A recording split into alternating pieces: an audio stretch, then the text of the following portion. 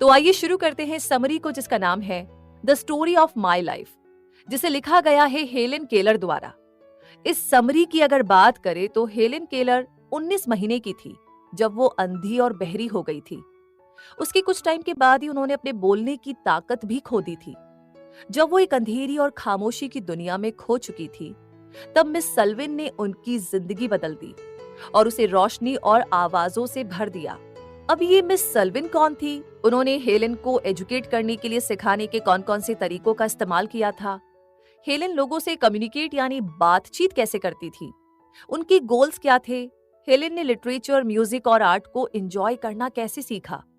इस समरी में आप सीखेंगे कि कैसे ऑप्टिमिज्म यानी उम्मीद या आशावादी होना और डिटर्मिनेशन यानी पक्का इरादा जिंदगी की किसी भी रुकावट को पार कर सकते हैं।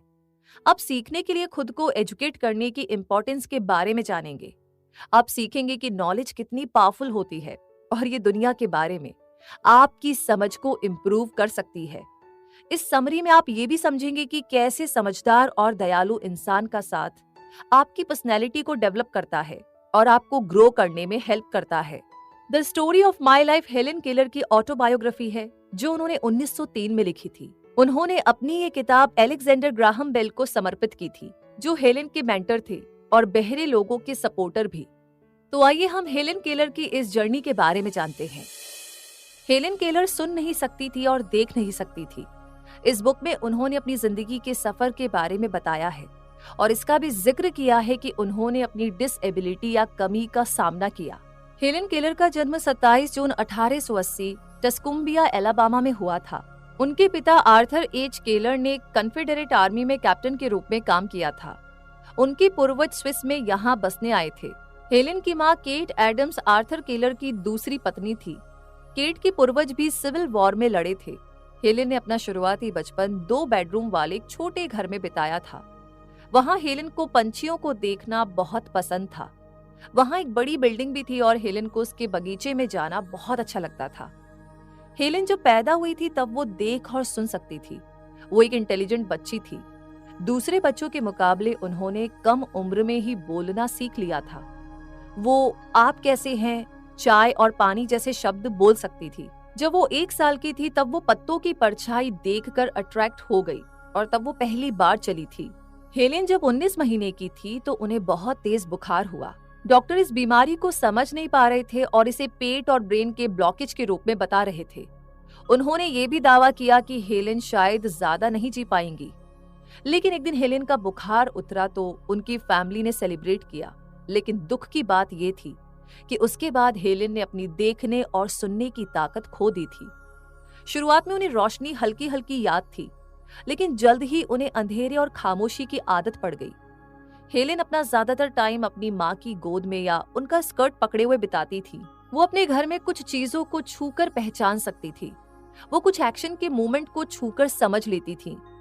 हेलेन कुछ आम इशारों के जरिए बातचीत करती थी, जैसे हाँ बोलने के लिए सिर ऊपर नीचे करती और ना बोलने के लिए सिर लेफ्ट राइट हिलाती। किसी को बुलाने के लिए वो उन्हें खींचती और चले जाओ कहने के लिए उसे धकेल देती थी। जब हेलेन को ब्रेड खानी होती थी तो वो अपनी एक हथेली पर दूसरे हाथ से बटर फैलाने का इशारा करती। जब हेलेन 5 साल की थी तब उन्होंने घर के आम काम करने सीख लिए थे। वो अपने कपड़े समेट लेती थी और अपने कपड़ों को पहचान भी लेती थी। हेलेन को एहसास हो जाता था कि घर में क्या चल रहा है। एक दिन उन्हें एहसास हुआ कि घर में कुछ मेहमान आए हैं। वो अपने रूम में भाग कर गई और एक सुंदर सी ड्रेस पहन ली। वो आईने के सामने खड़ी हो गई और दूसरों की तरह चेहरे पर पाउडर लगाने लगी। हेलेन समझती थी कि दूसरे लोग उनसे अलग हैं और वो अपने मुंह से कम्युनिकेट करते हैं। उन्होंने अपने आसपास के लोगों के होठों को छुआ और उन्हें इस चीज ने बड़ा आश्चर्यचकित किया। उन्होंने अपने होठ हिलाने की कोशिश की, लेकिन दूसरे उनकी बात नहीं समझ पाए। इससे हेलेन दुखी हो गई और चिल्लाने और हाथ पैर मारने लगी। हेलेन जब छोटी थी तो बहुत ही शरारती थी और किसी भी काम के नतीजे के बारे में नहीं सोचती थी। उनकी दोस्ती मार्था वॉशिंगटन के साथ थी, जो उस फैमिली के कुक की बेटी थी और हेलेन के इशारों या साइन को समझ लेती थी। वो दोनों किचन में आइसक्रीम बनाने में मदद करते थे और मुर्गियों को चारा खिलाते थे। वो दोनों बदमाशी भी करते थे, जैसे एक दिन उन्होंने किचन से एक केक चुराया और बड़े मजे से चटकारे लेकर खाया। हेलेन को किसी भी सिचुएशन को खुद कंट्रोल करना पसंद था। जब वो पक्षियों के अंडे खोजती तो वो मार्था को उन्हें पकड़ने नहीं देती थी। वो कहती कि उन्हें डर है कि मार्था लड़खड़ा कर गिर जाएगी। जब हेलेन 5 साल की थी तो वो अपने पेरेंट्स और 2 सौतेले बड़े भाइयों के साथ एक बड़े घर में चली गई। हेलेन के पिता न्यूज़पेपर एडिटर के रूप में काम करते थे।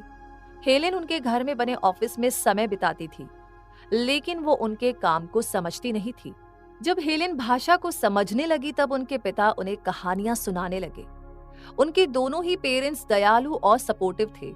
हेलेन की सबसे छोटी बहन मिल्ड्रेड तब पैदा हुई थी जब हेलेन कुछ साल की हो गई थी।